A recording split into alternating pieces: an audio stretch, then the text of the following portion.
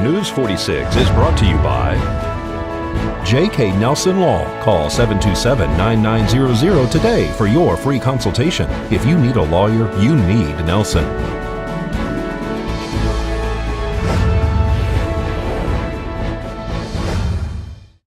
Tonight on News 46, a proposal is made for the Tonopah Airport. An employee sells the boss's forklift to the next door neighbor. More details are released regarding the latest cell phone outage. News 46 starts now.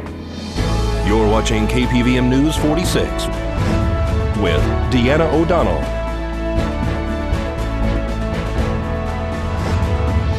And Eunette Gentry. News 46, local coverage you can count on.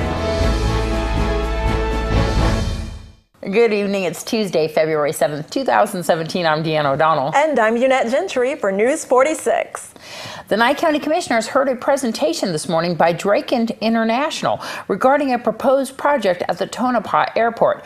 Draken International serves all branches of the United States military, Department of Defense, and allied militaries globally, according to their website. With a fleet of 80 tactical fighter aircraft, Draken owns and operates the world's largest commercial fleet of tactical ex-military aircraft. First off, I'd like to thank you for the opportunity to speak to the county. What we're potentially proposing is an excellent opportunity not only for ourselves, but hopefully for the county. The project that we are potentially going to propose, the big challenge right now, first off, this industry is here to stay. We started this concept back in December of 2015. It was 800 hours. Based on the service that we provided initially for that month, it quickly grew to 4,000 hours, what we're currently operating under. Our contract will continues through September 17, but again, now we're competing for the follow-on phases, which will extend us greatly. What they are proposing at this point, this 4,000 hours a year is quickly going to grow to 40,000 hours a year. And that's for the Air Force wide, not just Nellis, but it's going to be multiple locations. But the primary focus is Nellis, obviously based on what exists there with the Warfare Center, with the Air Force Weapons School, with the Red Flag exercises, and everyone that comes to Nellis to participate and train. And we want to be a part of it, and we plan to be a part of it. This is currently one of the top priorities for the Air Force as far as making sure that our warfighters are prepared for combat.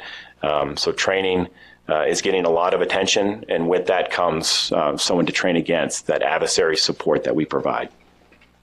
The challenge with Nellis, though, it's real estate.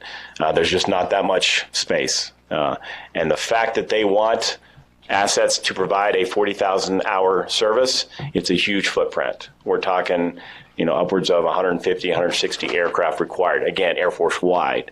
What we're looking to establish is a location where we can support somewhere between 30, 50, 70 aircraft to provide the resources necessary to support the training missions for Nellis. Tonopah is an excellent location. Just based on our research, geographical location, resources, it's provides the framework necessary to hopefully provide the training element for that customer. And we just would like to start a cooperative partnership with Nye County, and there's a lot of potential there for both parties. Just based on its geographical location, it can support the Navy out of Fallon, as well as Nellis, obviously, and the Edwards Training Airspace down to the southwest. Our desire is to set up this cooperative partnership, and obviously Tonopah is one option that we're vetting and looking at, and what it brings is additional jobs and infrastructure for the airport itself. Based on our estimations, if we bring in that 40 to 50 aircraft, it potentially produce 250 to 300 additional jobs for this community. And upwards at the top of the spectrum, 70 aircraft, it only increases that outcome. Well, the Nye County Sheriff's Office has arrested a man who allegedly sold his boss's equipment to the business right next door. Joseph Anderson has been taken into custody for burglary, forgery, grand larceny, obtaining money under a false pretense, and obtaining or using personal identification information of another person. According to the declaration of arrest, deputies were dispatched to 2491 Deacon Street here in Pahrump in reference to a fraud that had occurred at a business of custom colors located on Blagg Road. Upon arrival, deputies spoke with Mr. Tate, who is the business owner of RCT Storage. Tate said that one of his employees, Joseph Anderson, fraudulently sold his Champ forklift to his business neighbor, Custom Colors. He said his employee forged his name on a fake receipt to illegally sell the forklift for $1,900. Deputies spoke with Darren Mather, who is the second victim and the owner of Custom Colors, who confirmed that Anderson approached him and offered to sell the forklift to him for that amount. Mather said that he and Joe agreed and that he needed Mr. Tate's signature on the receipt. Anderson allegedly took the receipt to his boss and returned with John Tate's signature on it. Mather had his assistant print a check for $1,900 made to Joe Anderson.